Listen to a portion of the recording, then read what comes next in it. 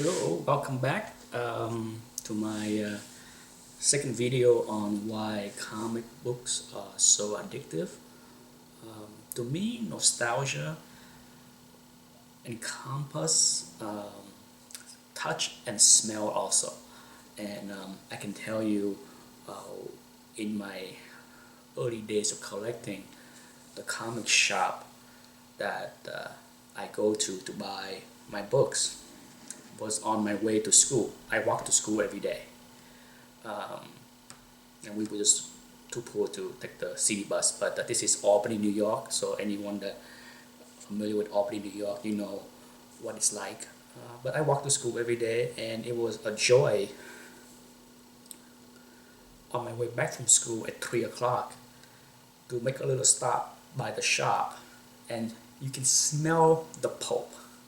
You know, it's it's kind of crazy to say it, but I like that smell. And I remember just you know smelling it just even before I opened the door. I mean, it was like a little hole in the wall, maybe about 600 square feet, more like maybe 500 square feet in size, but it was jam packed with boxes and counters, and there were so many books on the wall. And then there was a Miss Pac-Man game in the corner, and another game. It was Miss Pac-Man and Defenders. And every Friday I treat myself to play a couple of games of Miss Pac-Man on the way home. But usually I just stop in, walk around, browse a little bit, and just stare at the walls. They have back then. My dream stuff was John Byrne X-Men. This is 1981. So I remember, I can just walk through the store 5 days a week and just stare at the wall and, see, X-Men 94 or 101. They would, uh, tape all the books to the wall behind the counters and all over the place. It was just a great hangout place, and, it's a fun time. I didn't have to spend any money to have a good time there. And the shop owner was cool. He knows that, I have 3 or 4 books that I buy, but that was it. So it's not as if I want to spend a lot of money into his store, but he never tell me to, never shy to tell me to, go away or don't damage any stuff, because I was always very respectful of the books on the shelf. He saw how I handle the book. When I buy my books, I spend so much time picking things up carefully and examine all the corners and spine. So he knows that I'm one of those fanatical collector that will beat up the book by browsing through the rack. But from that experience and all the trips to that, I met a few kids my age that go to the same school that also collect comic books. So for the next few years, I did befriend 2 other kids, same age, same grade, that also collect comic books, and that was great because we'd be leaving school at 3 o'clock, and we would walk together to the store and talk crazy stuff like, what if Superman fight the Hulk? What would happen? We will have these big long debates on who should win or who will win. And it's like I said, but ultimately it's about the smell of the book that I want to talk about today. Well, I love it. It's there's something about books that was printed this way compared to what it is today. Maybe those that collect book in the 80s, early 80s or late 70s can attest to the way comic shop used to be. I had stepped into newer comic shops in the past few years, and they just don't have the same smell to them. And these 2 friends that I have, they live in the project. They actually live closer to the comic book shop than I was, And so often I go to their house after we stop by the comic shop because they had tons of comic books. So they invite me to come to their house or their apartment. And what struck me was uh, one of the kid, I still remember his name today, Guy Mallory. Um, I remember going to his house and, we were poor, but he was even in worse shape than I was. I went to his apartment, and the first time I went there, it was in the winter, and I noticed the oven was on. It was a gas oven, and the burner was burning, but there was nothing on it. And I kind of said, "Why you have that? There's not what's cooking." He's like, "No, we don't cook anything. We don't have heat in the house, so the only way to keep the apartment warm is to turn on the oven." There was a 2-bedroom apartment. Him and his mother and his brother. They share the same bedroom, and his mom, but they have comic books everywhere. There was books under the bed, in the closet. There was just so many, and so I spent a lot of time reading comic books at his apartment, and it was a lot of fun. Like I said, his older brother also collected. I was almost 14 at this point, and his brother was like 19, a little bit older. He had all the Playboy and Penthouse, you name it. They had everything. It was just, but it was a pretty messy, crowded apartment. But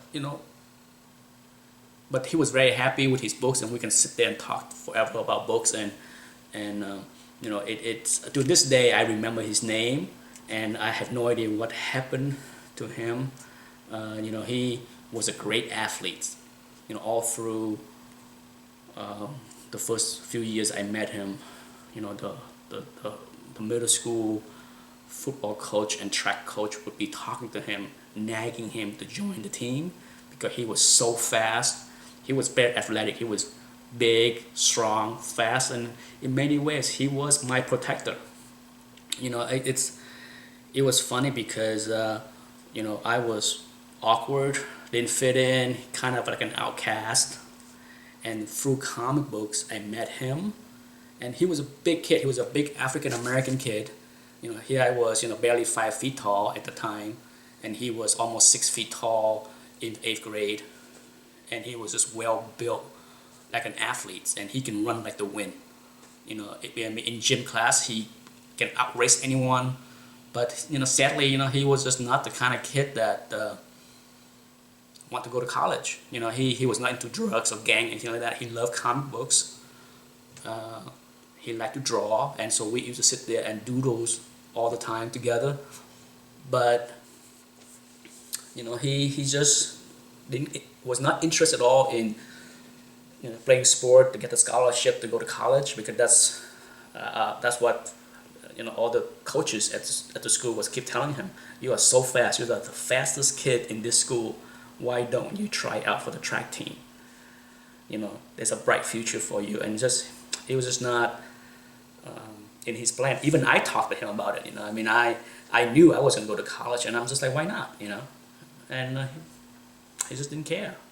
So I didn't badger him about it, but he was my protector. He did get into a few scuffle when people pick on me. So I appreciate his friendship to this day, because I think I didn't have that many friends in 7th, 8th, or 9th grade, and I think he was the only one that brought me into his circle, and it gave me at least a comfort that when I go to school, I have somebody to talk to, someone to eat lunch with, and somebody to talk comic books with. Which brought me to a point about nostalgia. I love the smell of comic books, and the smell bring back memory too. Beside the touch and feel, I love the feel of the pulp, the paper, and that's one thing that kind of make me sad today. Because one of my biggest complaint, even back in the 90s, was when all the publisher decided to go into the more expensive paper. I understand the reason, but when comic books start to go from 60 cents to 75 cents and then $1.25 because the paper are more expensive, they use better coloring, all that stuff. I felt that that was the beginning of the end of the age of innocence for me as far as comic books, because you gotta understand, back then when I was poor and when my friend was poor, 50 cents was easy, affordable. We can spare 50 cents a week or twice a week to buy 1 or 2 books. It was affordable. You can buy a candy bar for 50 cents. You can buy a Snickers bar, or you can buy comic books. And over the past 20 years, now it's become $3. A candy bar is still cost, maybe a candy bar now is 75 cents or $1. I haven't bought a candy bar in so long, so I can't, if I'm wrong, correct me. But a comic book now is $3? What 12-year-old is gonna go and spend $3 on the comic books, on his allowance? I think the way Marvel and DC and all publisher has gone down the route is they kind of ignore that segment of the market. And I wish some people, some company, an independent company would come out with comic book that's like in the $1.50 range, more comparable to what it is today, so that poor kids can afford to buy comic books, because there is just so much competition for entertainment out there. You can download a game from iTunes for your iPhone, iPad, or whatever it is for 99 cents, $1.99, and that can provide entertainment for hours, if not days and weeks, for 99 cents. So why would you spend $3 to get a comic book that you can read through in 5 minutes?